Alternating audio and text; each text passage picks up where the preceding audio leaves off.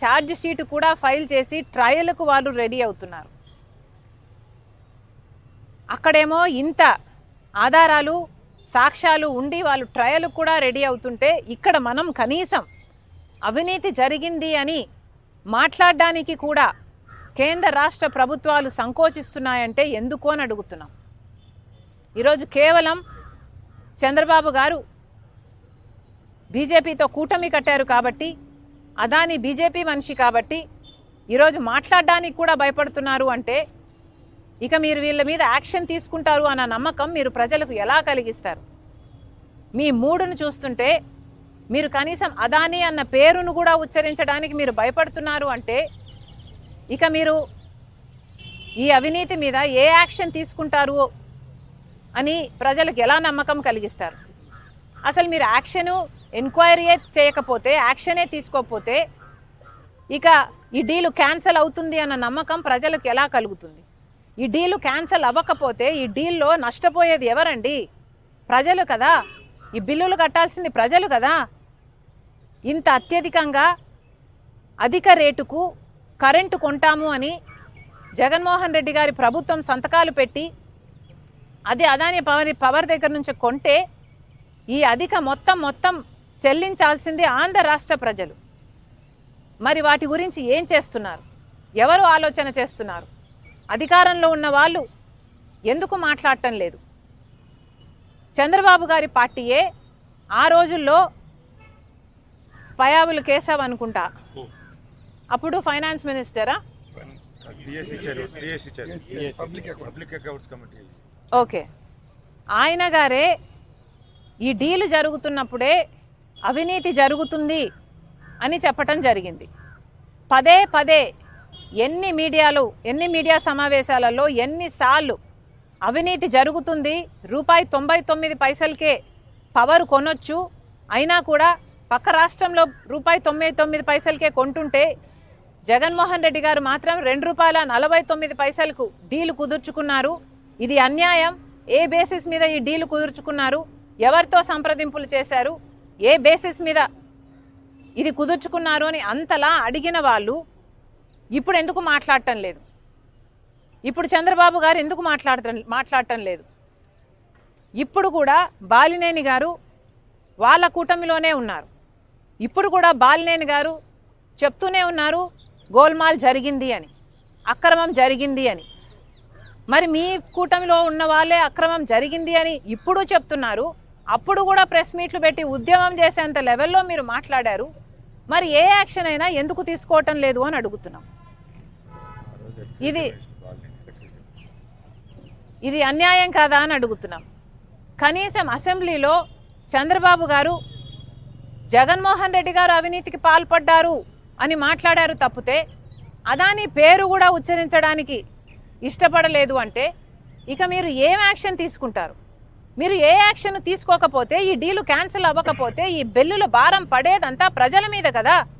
ప్రజలు కదా చెల్లించాల్సింది. మరి అధికారంలో మీరు ఉన్నప్పుడు మీరు ఏ యాక్షన్ ఎందుకు తీసుకోరు అని అడుగుతున్నాం. ఇది ఎక్కడి న్యాయం అని అడుగుతున్నాం. ఈరోజు చంద్రబాబు గారు బీజేపీ పార్టీతో కూటమి కట్టారు. ఇక్కడ అసెంబ్లీ లెవెల్లో అసెంబ్లీలోనే మీరు మాట్లాడలేదు అంటే, ఇక్కడ స్టేట్ లెవెల్లోనే మీరు ఏ యాక్షన్ తీసుకోవడం లేదు అంటే ఇక సెంటర్లో పార్లమెంటు జరుగుతుంది ఒక పక్క, అక్కడేమో కాంగ్రెస్ పార్టీ అదాని అవినీతి గురించి పోరాటమే చేస్తుంది. జాయింట్ పార్లమెంటరీ కమిటీ ఎంక్వైరీ చేయాలి అని అడుగుతుంది. మీరు కనీసం అక్కడ మీ ఎంపీలు ఉన్నారు, మీరు అక్కడ మద్దతు ఇవ్వరు, ఇక్కడ మాట్లాడరు. మరి ఏమిటి మీ వైఖరి అని అడుగుతున్నాం. అదానిని మీరు కూడా నెత్తిన పెట్టుకుంటున్నారనే కదా అర్థము. జగన్మోహన్ రెడ్డి గారు ఆంధ్ర రాష్ట్రాన్ని అదాని రాష్ట్రంగా చేశారు. ఒక బ్లాంక్ చెక్ లాగా అదాని గారికి ఆంధ్ర రాష్ట్రాన్ని ఇచ్చే ప్రయత్నం చేశాడు జగన్మోహన్ రెడ్డి గారు. ఒక సోలార్ పవర్ డీల్లోనే 1750 కోట్ల రూపాయలు జగన్మోహన్ రెడ్డి గారికి లంచం వచ్చింది అని ఇప్పుడు బయటపడింది. కానీ గంగవరం పోర్టు 10% గవర్నమెంట్ వాటాని జగన్మోహన్ రెడ్డి గారు అప్పనంగా 9,000 కోట్ల రూపాయలు విలువ చేస్తే అదాని గారికి 640 కోట్లకే అమ్మేశారు. ఇది అన్యాయం కాదా?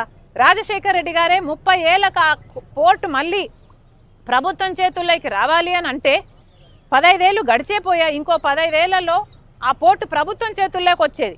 ఆ వీలే లేకుండా చేశాడు జగన్మోహన్ రెడ్డి గారు. మరి అలాంటి దాంట్లో ఎంత లంచం వచ్చుండాలి జగన్మోహన్ రెడ్డి గారికి? మరి ఇవేవి ఎంక్వైరీ చేయాల్సిన అవసరం లేదా? అవినీతి ఎంత జరిగింది, ఎక్కడ జరిగింది అని, అన్యాయం జరిగింది అని మీరు తెలుసుకోకపోతే ఆ డీళ్లు ఎలా క్యాన్సిల్ చేస్తారు? ఆ డీళ్లు క్యాన్సిల్ చేయకపోతే మరి ప్రజలకు అన్యాయం చేసిన వాళ్ళు కారా మీరు? మిమ్మల్ని ఓట్లేసి గెలిపించింది ప్రజలైనప్పుడు.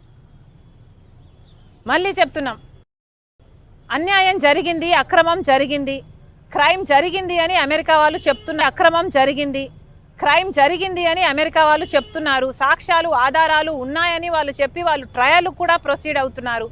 మరి అలాంటప్పుడు కనీసం ఇక్కడ ఎంక్వైరీ చేయాల్సిన బాధ్యత మీకు లేదా? వెంటనే ఎంక్వైరీని కమిషన్ చేయాలని చంద్రబాబు గారిని డిమాండ్ చేస్తున్నాం.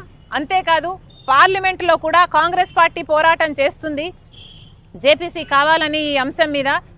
పార్లమెంటులో కూడా చంద్రబాబు గారు కాంగ్రెస్ పార్టీకి మద్దతు పలకాలని డిమాండ్ చేస్తున్నాం. Thank you.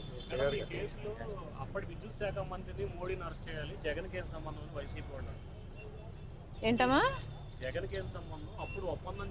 అమ్మా, వాళ్ళ పేపర్ల ప్రకారము, సాక్ష్యాలు ఆధారాలతో ప్రకారము జగన్మోహన్ రెడ్డి గారిని మోడీ గారు కలిశారు, ఫలాని తేదీ కలిశారు అని ఆధారాలు ఉన్నాయి వాళ్ళ దగ్గర.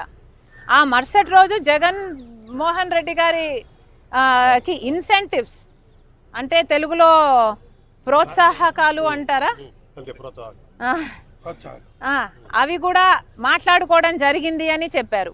ఆ తర్వాత ఆగమేఘాల మీద కొన్ని గంటల్లోనే ఫైల్ మూవ్ అయిపోయి ఆమోదం ముద్ర కూడా పడిపోయిందని, క్యాబినెట్లో అప్రూవ్ కూడా అయిపోయిందని ఆధారాలు ఉన్నాయని చెప్తున్నారు. మరి ఇంత జరిగినప్పుడు అసలు ఏ బేసిస్ మీద మీరు అప్రూవ్ చేశారండి? పక్క రాష్ట్రం మీద ₹99 పవర్ కొంటుంటే మన రాష్ట్రంలో ₹2.49 మీరు సంతకాలు పెట్టారు అంటే మన రాష్ట్రానికి నష్టం జరుగుతుంది, మన ప్రజలకు నష్టం జరుగుతుంది అని తెలిసినా కూడా మీరు సంతకాలు పెట్టారంటే ఎందుకు పెట్టారు? మీ లంచాల కోసమే పెట్టారు కదా. మరి మీరే నిర్దోషులు అని మీరు అనుకుంటే మీరే ఎంక్వైరీని అడగండి. ఎందుకు జగన్మోహన్ రెడ్డి గారు వచ్చి మాట్లాడడం లేదు? ఏ దాని మీద జగన్మోహన్ రెడ్డి గారు వచ్చి మాట్లాడరు? జగన్మోహన్ రెడ్డి గారు సమాధానం చెప్పాల్సిన అవసరం లేదా? నేనేం తీసుకోలేదు, నా బిడ్డల మీద ప్రమాణం చేస్తున్నాను, నేను ఒక్క పైసా కూడా తీసుకోలేదు అదాని దగ్గర అని ఎందుకు ప్రమాణం చేసి చెప్పడం లేదు జగన్మోహన్ రెడ్డి గారు? ఇవన్నీ జగన్మోహన్ రెడ్డి గారు మాట్లాడాలి కదా. ఊరికే చెప్తే సరిపోదు. సెక్కితో డిపార్ట్మెంట్ అగ్రిమెంట్ చేసుకుంది అంటే ఎట్లా సరిపోతుందండి? అవతల వాళ్ళ ఆధారాలు ఉన్నాయి అని వాళ్ళు చెప్తున్నప్పుడు కనీసం ఎంక్వైరీ అన్నా జరగాలి కదా అని అడుగుతున్నాం. ఈరోజు జగన్మోహన్ రెడ్డి గారు ఎంత కంఫర్టబుల్గా ప్లేస్ అయ్యారో చూడండి. కేవలం ఇది అదాని కాదు, ఇంకొకటి ఎవడైనా ఉండుంటే ఈ పాటికి ఎంక్వైరీ పడిపోయేది, ఈ పాటికి డీలు క్యాన్సిల్ అయిపోయేది, అన్నీ జరిగిపోయాయి. కానీ అదాని బీజేపీ మనిషి కాబట్టి చంద్రబాబు గారు కనీసం పేరు కూడా ఉచ్చరించడం లేదు. అప్పుడు పవన్ కళ్యాణ్ గారు కూడా మాట్లాడారు డీలు జరుగుతున్నప్పుడు ఇది అన్యాయం జరుగుతుంది అని. మరి అలాంటప్పుడు ఇప్పుడు అన్యాయం జరిగింది అని తెలిసినప్పుడు, సాక్ష్యాలు ఆధారాలు ఉన్నప్పుడు మీ దగ్గర, మరి ఇప్పుడైనా ఎంక్వైరీలు వేయాల్సిన అవసరం లేదా మీకు? ప్రజలు ఇచ్చిన అధికారం కదా, మరి వాళ్ళకు అన్యాయం జరుగుతుంటే మీరు ఎలా ఊరుకున్నారు అని ప్రశ్నిస్తున్నాం. థ్యాంక్ యూ అమ్మా. Thank you.